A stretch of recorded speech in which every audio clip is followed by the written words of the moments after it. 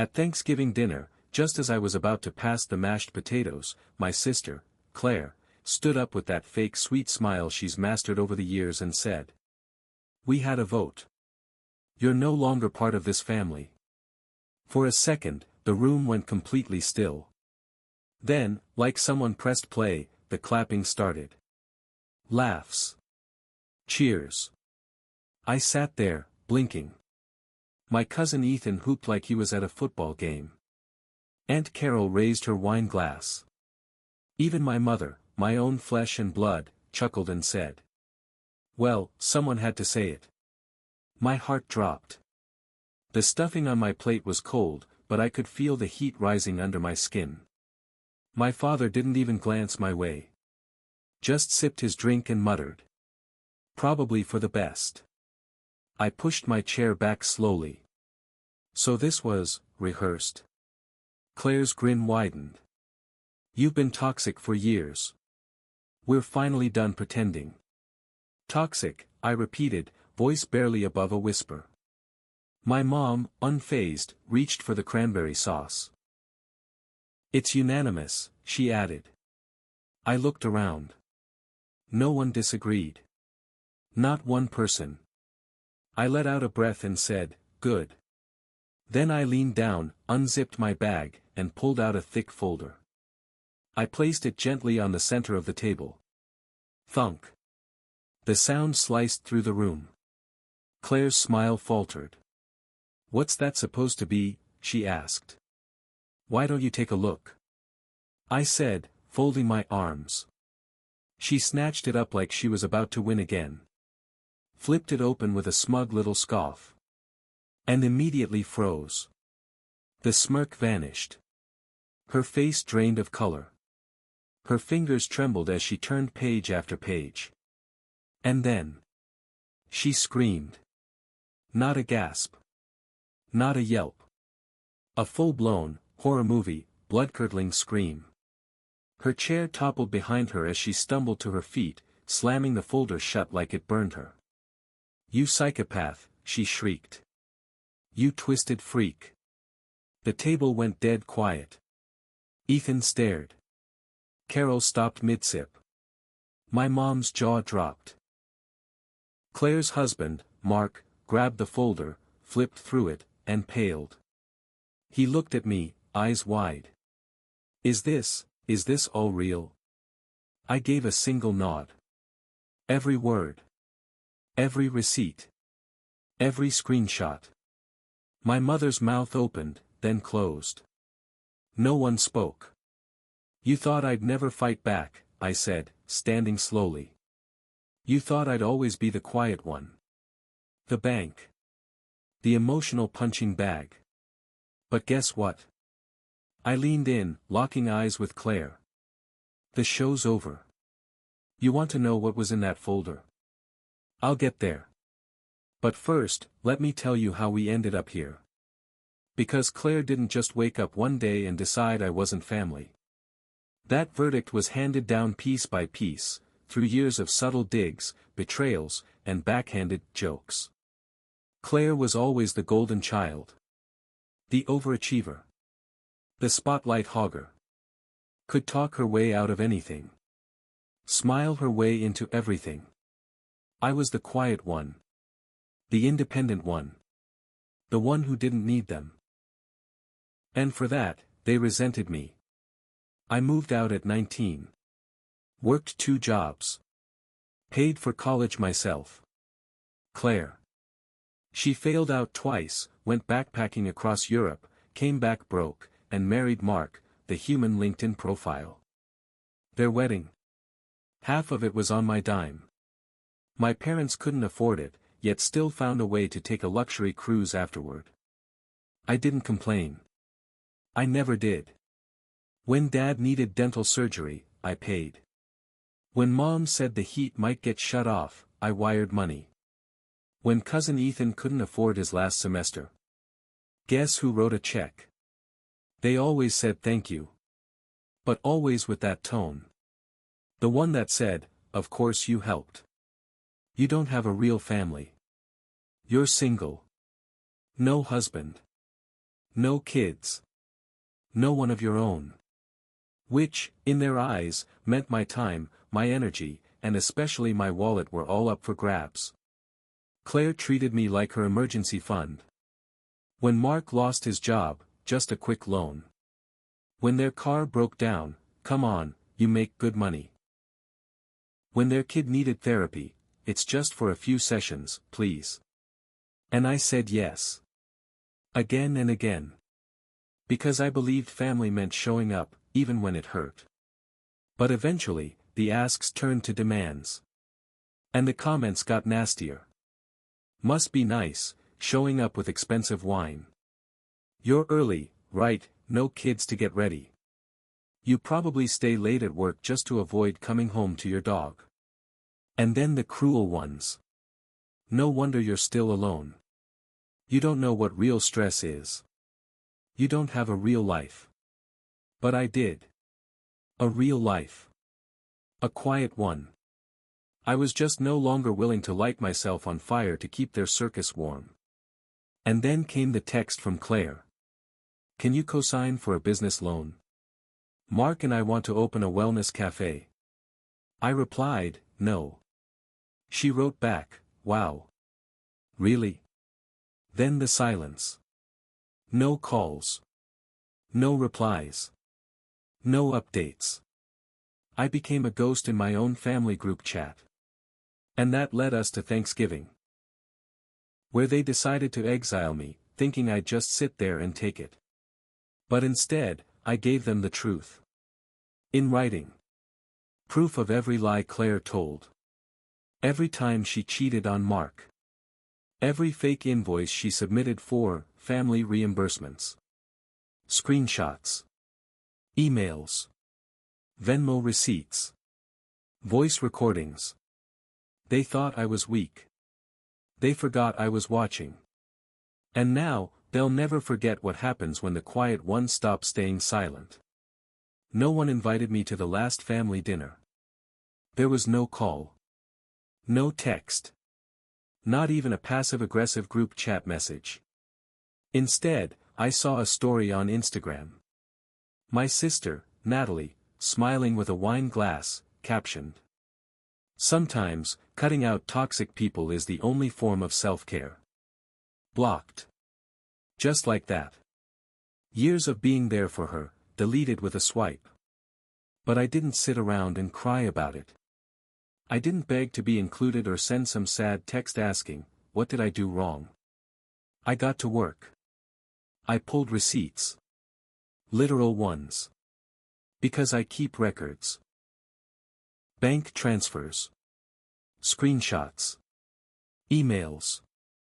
Dates. Notes. I'm not stupid. I knew one day I might need them. Over the past 5 years alone, I had sent my family more than $78,000. $78,000.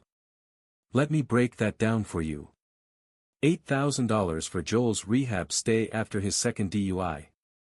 $2,300 for Natalie's emergency dental work, which turned out to be veneers. Cosmetic. $1,500 for my dad's back surgery. $12,000 to help my mom clear her credit card debt. $6,000 for my cousin Laura's college move-in costs. $4,500 for a so-called family emergency that turned out to be a luxury trip to Cabo. And not once, did anyone offer to pay me back. They didn't even pretend to. They just took. And when I finally said no, I became the problem. So, I made the folder. Inside it, every transfer confirmation. Every, just until next month, message. Every screenshot of them asking for money. Natalie, calling me manipulative to a friend because I refused to co-sign a loan. I even included a full timeline of the major payments I'd made in the last 5 years. And as the cherry on top, screenshots from private group chats and comment threads. Natalie calling me a cash cow with no spine. She didn't know I had access to those. But I did. So when she opened that folder at Thanksgiving dinner, after smugly announcing in front of the whole family that I was no longer one of them. That's what she saw. And that's what made her scream. A sound that cut through the room like a blade. Because she wasn't just caught off guard. She was dismantled. Fact by fact. Line by line. Page by page. As the folder passed around the table, the energy in the room shifted. My mom turned pale. Her hand gripped her wine glass so hard I thought it might crack. Joel, Natalie's husband, stared at one particular page. His face drained of color. It showed a $4,200 charge Natalie had racked up on his credit card. At a hotel in Santa Monica. With someone named Alyssa. Joel looked up, his voice shaking. What is this? I didn't answer. I didn't need to. For the first time in my life, I wasn't explaining myself. I was just showing them the truth.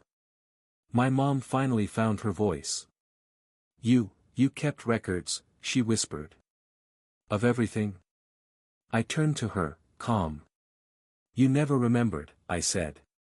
So someone had to. Natalie stood frozen, fists clenched, her eyes darting between me, Joel, and the folder.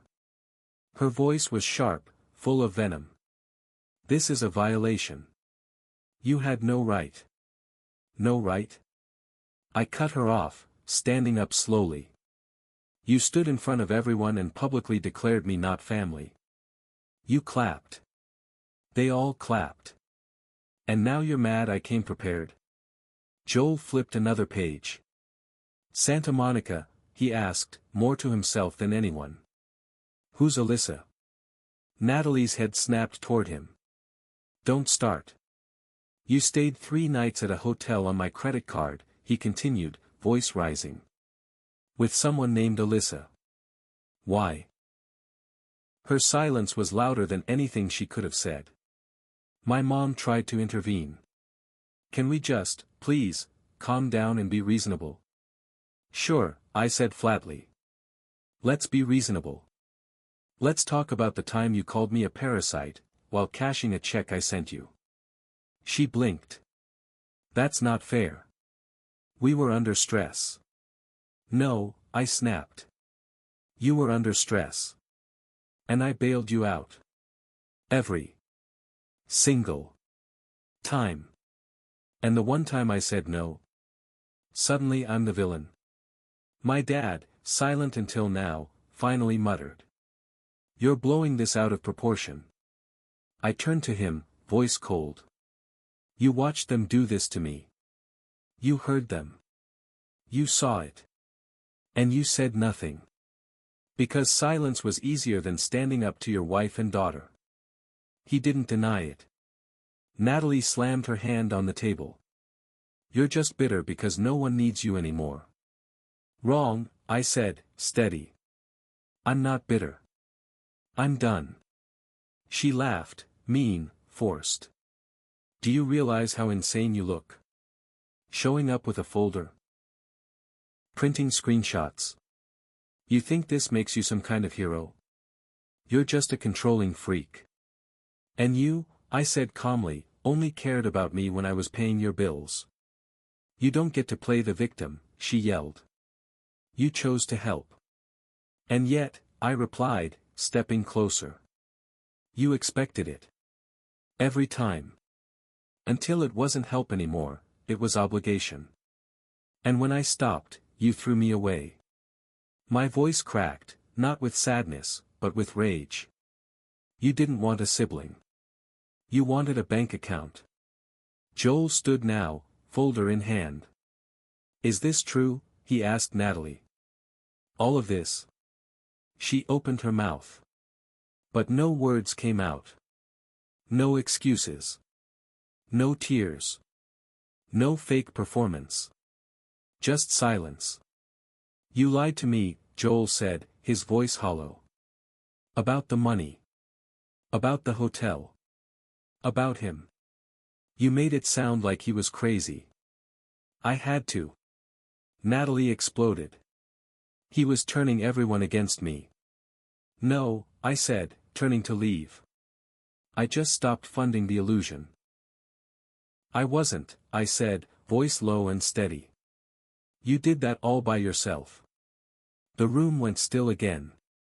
You could have heard the tick of the clock in the hallway. The clink of someone's fork settling on a plate. No one spoke. Until my mom leaned forward, her voice suddenly gentle, practiced. Listen, honey, we may have overreacted. Okay. But this is still family. Families fight. Families come back together. Let's just put this behind us. I shook my head. You're not hearing me.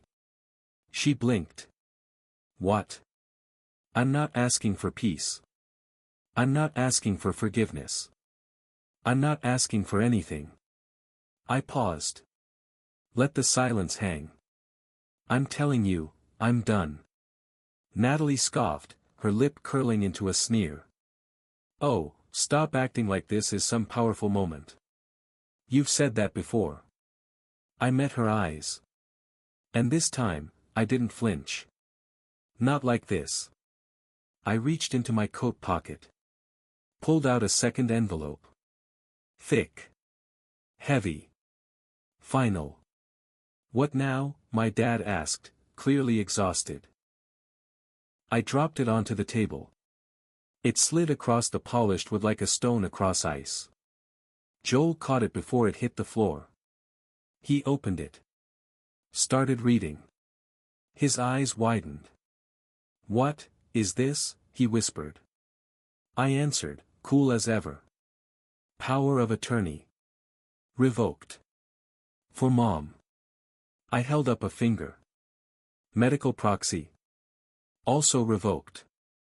Emergency contact. I raised my brows. Removed. I've already signed the documents. They're processed. I am, legally and emotionally, no longer responsible for any of you. My mother gasped like someone had slapped her. You're cutting ties. Completely. Yes. I said. Completely. Starting now. Her eyes filled with tears. You're being selfish, she choked. We made mistakes, sure, but we're still your family. I turned to her, voice calm. Cold. Final. No. You're not. Then I grabbed my coat. Took one last look at the room, at the stunned faces, the untouched food, the folder full of receipts and regrets. And I walked out. Walked out of Thanksgiving dinner. Out of that house. Out of their world. Not because it didn't hurt. It did. God, it did. But as the door closed behind me and I stepped into the cold November night, I felt it. A shift. Something deep inside me finally let go. For the first time in years, I could breathe. I didn't drive straight home. I took the long way. Wound up at the lake Dad used to take me to when I was a kid. Fishing on foggy mornings, thermos of hot chocolate in hand. Now it was silent. Still. I parked. Got out. Sat on the hood of my car and just stared. At the water. At the trees. At the reflection of the sky. And I felt something I hadn't felt in over a decade. Nothing. No guilt. No pressure. No one waiting on a wire transfer, a favor, a ride to the airport. Just quiet. Just me. The next day. Silence. The day after that. Still silence. But by day 3, the calls started. First, my mom. Missed call. Then another. Then a voicemail. You really meant it? We were angry but, we're still your family. Please call me back. I didn't. Then came the texts. Natalie again. Predictable. You don't even realize what you've done. Joel's filing for divorce. Are you happy? There's something really wrong with you. Then Dad. You went too far. We all said things we regret. But what you did. That was nuclear. Your mother is a wreck. Come fix this. I read them. All of them. And deleted them. And you know what surprised me the most? I didn't feel guilty. No tossing and turning at night. No cold sweats. No midnight doubts. I slept. Like a rock. For the first time in years. Because there were no more ticking time bombs in my pocket. No more second-guessing every message. No more Venmo requests disguised as emergencies. I started waking up before my alarm. Stretching. Running. Brewing coffee slowly, just because I could. I made the appointments I'd been putting off for years.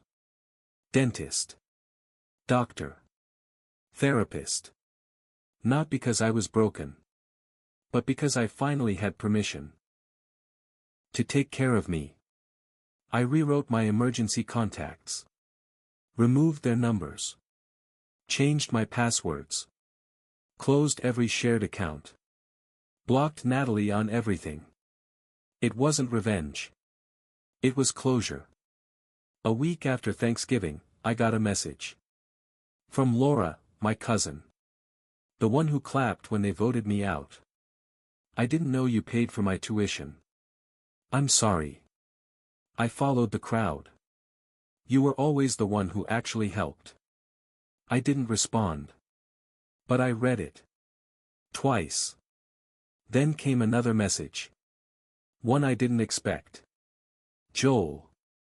I filed the papers. Everything in that folder checked out. She cheated. Lied. Manipulated. Not just you. Me too. You did the right thing. I should have left sooner. And for the first time since walking away, I felt a crack of something warm. Not pride. Not smugness. Just validation. A few days later, I did something wild. I applied for a job. In another city. Not to run. But because I could. No more, you should stay close to home. No more, but what if something happens to them? I started reconnecting with friends I hadn't seen in years. People I pushed away because I was always too busy handling family stuff. And the wildest part? Some of them had seen my post on Reddit. They reached out. Just to say. We're proud of you. That was brave. Not a single one asked for money. Not a single one guilted me. And for once in my life, I felt free. No one tried to spin it. No gaslighting. No, you misunderstood, or, that's not what we meant. Just support. Simple. Honest. Clean. One friend asked me, don't you regret it? I paused. Let the question hang in the air like smoke. And then I said the only truth I had left in me. I only regret not doing it sooner. I really thought that was the end. That maybe, just maybe, I'd finally reached the quiet part. The part where the storm had passed, and all that was left was rebuilding. But people like them. They don't let things end cleanly. Not when they realize their favorite source of power, of money, of stability, of silence, is gone. The first few weeks after Thanksgiving were haunting in their peace. No texts. No calls. No sudden emergencies. For the first time in a decade, my life felt like it belonged to me. Until Christmas. December 22nd. A single message from my mother. No words. Just a photo. Their living room, decorated like something out of a magazine. Garland on the staircase, stockings over the fireplace, the glow of the tree. But right in the middle of it all was an empty patch of floor. Where the presents would usually be stacked. It doesn't feel the same without you, the caption read. Ellie keeps asking why Uncle's not coming this year. I stared at that picture for a long time. Not because it hurt. But because it was the same game, played with new pieces. No apology. No responsibility. Just manipulation dressed up in tinsel and fake nostalgia. December 23rd, Natalie called. I didn't answer. Then came her text. I know I messed up. But you don't have to punish everyone. Just come by for Ellie. She misses you. 2 minutes later, another one. Also. Mom and Dad are behind on their mortgage. I know you don't care anymore, but the bank called today. Figured you'd want to know. And there it was. The ask. Buried like a razor blade in a warm towel. Wrapped in guilt. But it always ended the same, give us more. I blocked her number. December 24th, Christmas Eve. My dad texted. You made your point. We get it. But enough is enough. We need help. We're still your blood. That night, I sat by my fireplace. No tree. No gifts. No noise. Just a glass of wine, a quiet room, and the hum of peace they once swore would break me. But it didn't. It held me. And for the first time in my life, I was grateful for the silence. But they don't give up that easily. January rolled in like ice. Cold. Sharp. Quiet at first. Then I got a call from a number I didn't recognize. I answered without thinking. Is this Daniel? Yes. Who's calling?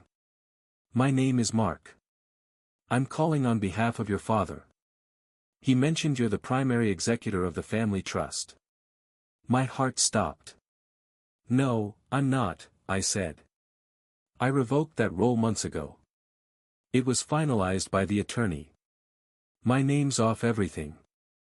There was a pause. I see. Your father said he couldn't reach you and asked me to explore options. They're in a bit of a bind. Of course they were.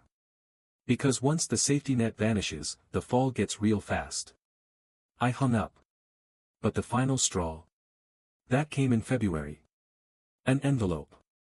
Handwritten. No return address. But I knew that handwriting like I knew my own name. It was my mother's. 3 pages. Neatly folded. Page 1, guilt in cursive.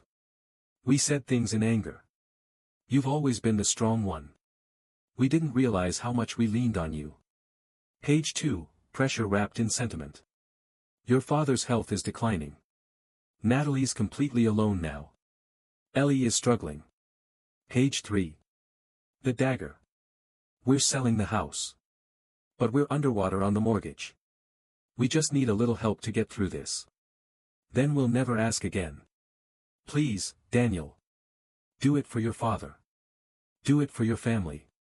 I sat with that letter. Let it breathe. Let it sting. Let it try its best to dig into my ribs and remind me of my old reflex, save them. And then I folded it. Got up. Walked to the kitchen. And dropped it straight into the trash. Because the truth is, they weren't reaching out to reconnect. They weren't looking to heal. They were just trying to reattach the 4-line. To get access again. Not to me.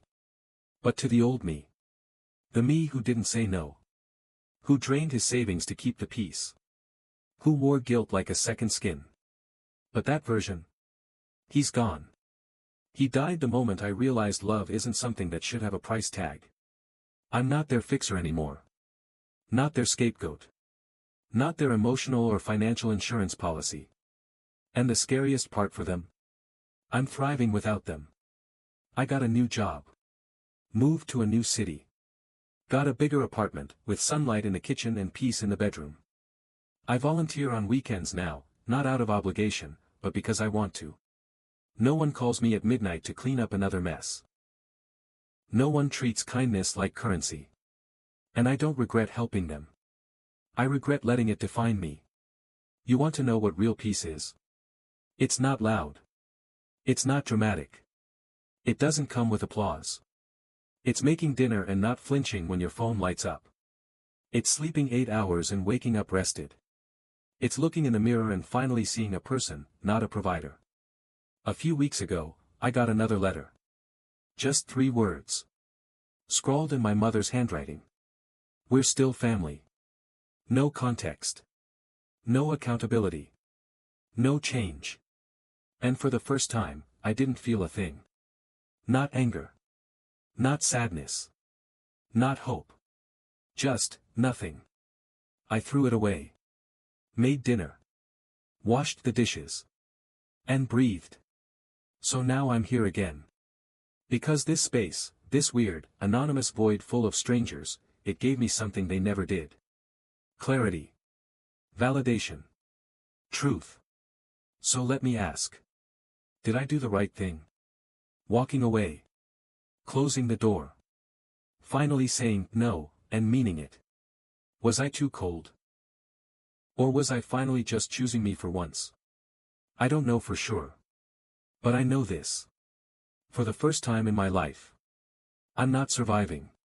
I'm living. And that's more than they ever gave me.